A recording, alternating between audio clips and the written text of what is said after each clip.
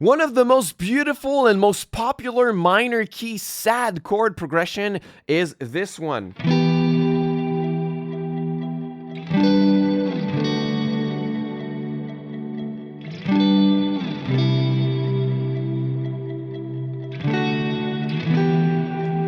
Beautiful, you've probably heard this one before, right? So in this lesson, I'm going to show you the only two chord shapes you need to practice to play that beautiful progression and what to play on top if you want to improvise and have fun with it.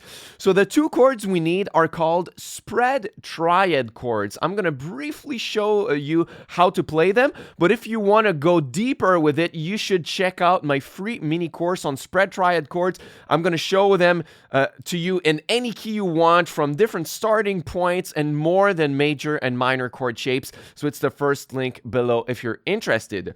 So it's in the key of E minor and we need the minor spread triad chord shape first. So we're going to start on the chord E minor.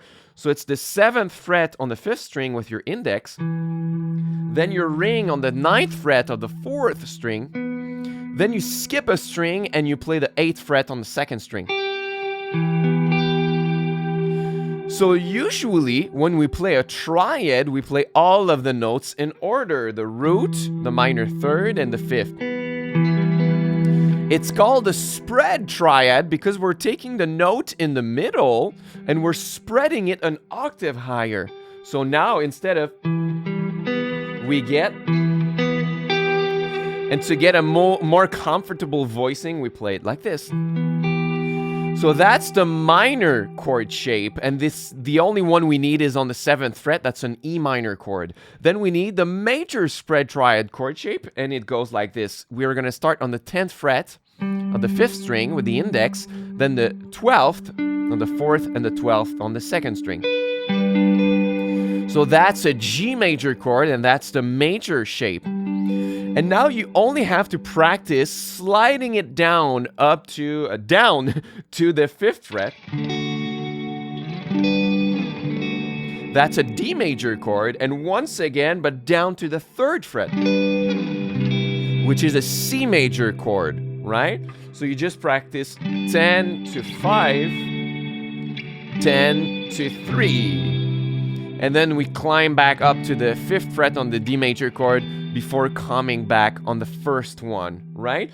So you need to count 3 times for the first chord and 1 pulse for the last one, right? So it's E minor, 2, 3, G, D, 2, 3, G, C, right? So it's 1, 2, 3, 4, 1, 2, 3, 4, 1, 2, 3, 4, and back again, right? That's the whole progression right here.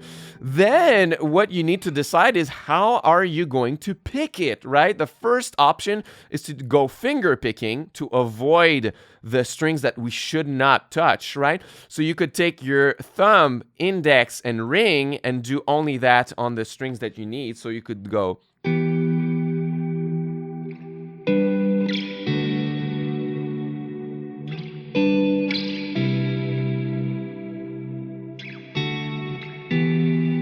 That's a more gentle sound, right? But the alternative is to mute all the strings that you don't need and you can actually strum it, right?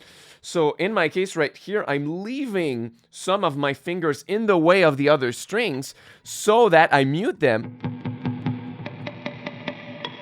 and I can strum the rest, right? Once again, in my free mini course on spread triad chords, I have a whole section about muting techniques if you want to be able to do that, right? So if you mute them right, you can actually go full strings and it gives it a nice attack to it, right?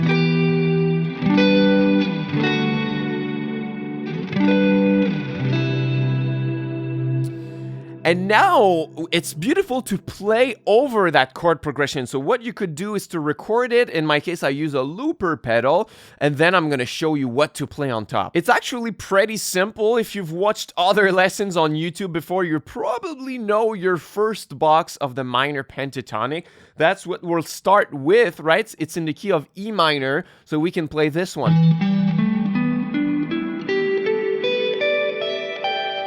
But we're gonna add a little twist on top of that because there's one note that's really important that's on the D chord, right? So we start here. The little note on top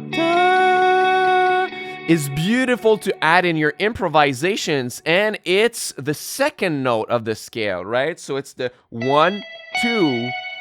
It's F sharp in that key, right? So what you're gonna do is we're gonna add that F sharp on all octaves. So now instead of just a regular pentatonic box, we're gonna add that F sharp, so it's gonna go.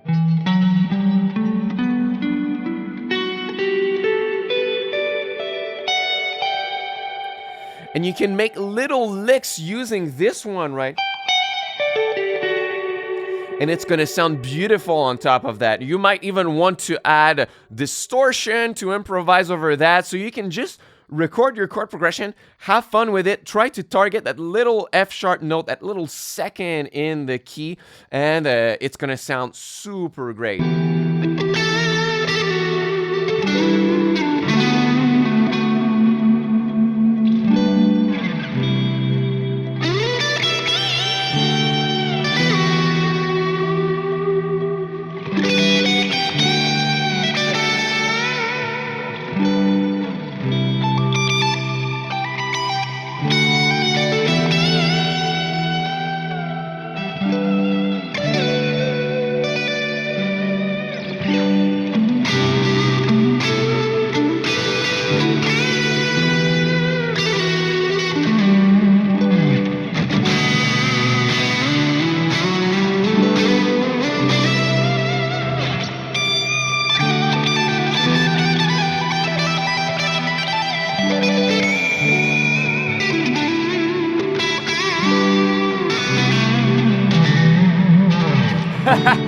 It's just so fun. I hope you're gonna try this, right? I went a little bit outside of that box, but start in the first box. You can still expand. It's the same principle. You just add the second note, right? One tone higher than the root note of your pentatonic scale, and you can explore and have fun with that. Once again, if you want more help with your spread triad chords, I have a full free mini course that you can check out. First link in the description box, and I'm gonna do something unusual for my lessons.